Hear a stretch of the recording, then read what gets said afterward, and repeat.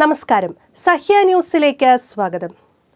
തൃശൂരിൽ ചരിത്ര വിജയം കുറിച്ചുകൊണ്ട് കേരളത്തിൽ നിന്നുള്ള ആദ്യ BJP MP ആയതിനു ശേഷം സുരേഷ് ഗോപി സംസ്ഥാന BJP നേതൃത്വത്തിന് സൃഷ്ടിക്കുന്നത് ചില്ലറ തലവേദനകളല്ല.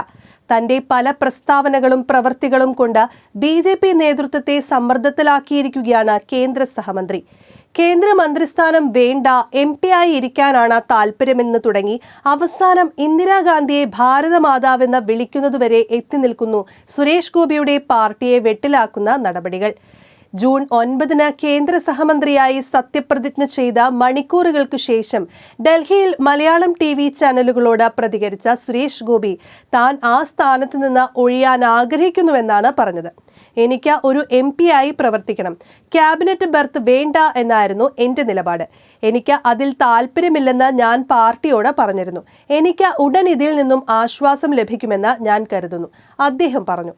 എന്നാൽ പരാമർശങ്ങൾ BJPയെ സമ്മർദ്ദത്തിലാക്കുകയും പ്രതിപക്ഷമടക്കം വിഷയം വലിയ ചർച്ചയാക്കി മാറ്റുകയും ചെയ്തതോടെ സുരേഷ് ഗോപി തന്റെ പ്രസ്താവന പിൻവലിക്കുകയും വാർത്ത തീർത്തും തെറ്റാണ് എന്ന് പറയുകയും ചെയ്തു.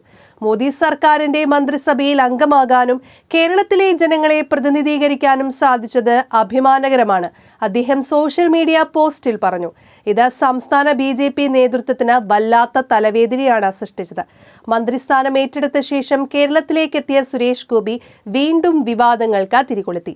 CPMന്റെ മുതിർന്ന നേതാവും മുൻ കേരള മുഖ്യമന്ത്രിയുമായ EK നായനാരുടെ കുടുംബത്തെയും മുൻ കോൺഗ്രസ് മുഖ്യമന്ത്രി K കരുണാകരന്റെ അന്ത്യവിശ്രമ സ്ഥലവും സന്ദർശിച്ച ഇരുവരെയും തന്റെ രാഷ്ട്രീയ ഗുരുക്കൾ എന്നാണ് BJPയുടെ കേന്ദ്ര സഹമന്ത്രി വിശേഷിപ്പിച്ചത്.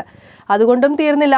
മുൻ പ്രധാനമന്ത്രി ഇന്ദിരാഗാന്ധിയെ ഇന്ത്യയുടെ മാതാവ് എന്നും സുരേഷ് ഗോപിയുടെ നാവിൽ നിന്നും വന്നതോടെ BJP നേതൃത്വം വെട്ടിലായി. തൊട്ടുപിന്നാലെ സുരേഷ് ഗോപിയും പാർട്ടിയും തമ്മിൽ ഭിന്നതകളൊന്നുമില്ലെന്ന് വ്യക്തമാക്കി BJP നേതൃത്വവും രംഗത്തെത്തി. കേരളത്തിൽ BJPയിൽ ഭിന്നതയില്ലെന്ന് പാർട്ടി അധ്യക്ഷൻ K സുരേന്ദ്രൻ പറഞ്ഞു.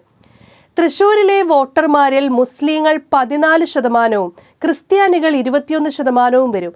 ആ കണക്കുകൾ നിലനിൽക്കെ എല്ലാ മതവിഭാഗങ്ങളിൽ നിന്നും സുരേഷ് ഗോപിക്ക് പിന്തുണ ലഭിച്ചതായാണ് BJPയുടെ വിലയിരുത്തൽ. ലോക്സഭാ സീറ്റിലെ 7 നിയമസഭാ മണ്ഡലങ്ങളിൽ 6ലും സുരേഷ് ഗോപി ലീഡ് നേടിയിരുന്നു. News desk, Sahya news.